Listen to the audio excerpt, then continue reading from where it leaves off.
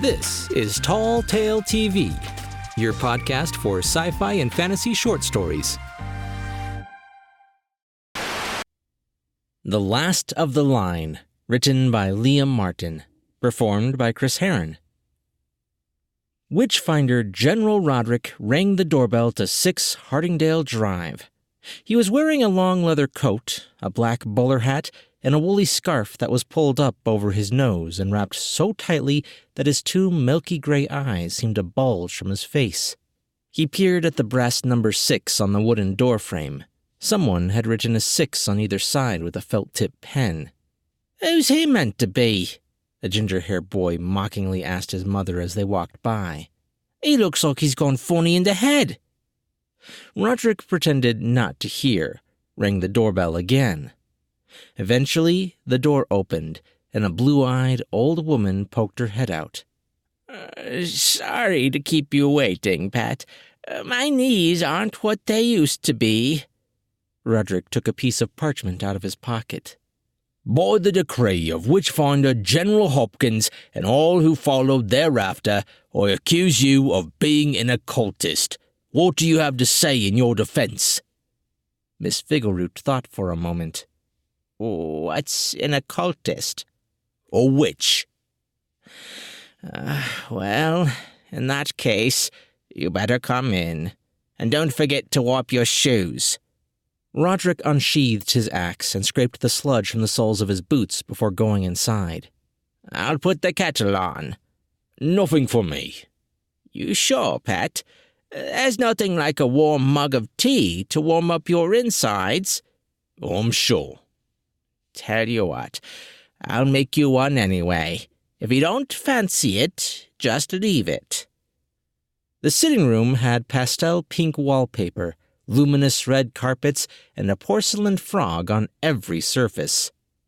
"It's a nice house you have here," Roderick lied. "What?" Miss Figleroot shouted.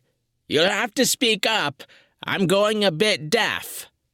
"I said you have a nice house," he shouted. "I do, don't I? Can you believe they wanted to put me in one of them old people's homes a bit ago? But I told them straight. I said, it's all about hanging on to your independence when you get to my age." Roderick sat down on the sofa. "Now, Pet." Miss Figleroot was carrying a tray with 2 steaming cups on it. "I don't know how you take your tea, so I left it black. I prefer mine black, but if you decide you want some milk, I'll go and fetch you some." She put the tray down on the coffee table and sat beside Roderick. "So, Pat, what's your name?" "Witchfinder General Roderick." "That's a nice name. My name's Ethel." A black cat slinked into the sitting room. "Look, Mr. Tiddles, a visitor." The cat came over to the sofa and jumped up. "Have you come to say hello to our guest?" Mr. Tiddles purred at the Witchfinder General. Roderick winced. "What's the matter, Pet? Don't you like cats?" "I'm not keen on animals." The cat curled on the sofa. "They said you had a black cat as your familiar. So is Mr. Tiddles a demon name?" Roderick asked. "No, I just call him that because he's always been a little bit incontinent." Roderick budged away from Mr. Tiddles. Miss Figleroot looked at the clock. "Is that the time? My program will be on soon. Mind if I put the telly on?" Go ahead," Roderick told her, picking up his cup of sludgy tea. She rummaged through the box by her feet and took out a thick silver remote. "This is the one." She pressed the big red button, and the DVD player came on. "That's funny. That didn't happen last time. I must have the wrong thingamajig." Roderick grimaced as he sipped his tea. She pulled a thin black remote out of her box and pressed it hopefully. The intro to Antiques Roadshow flickered on the screen.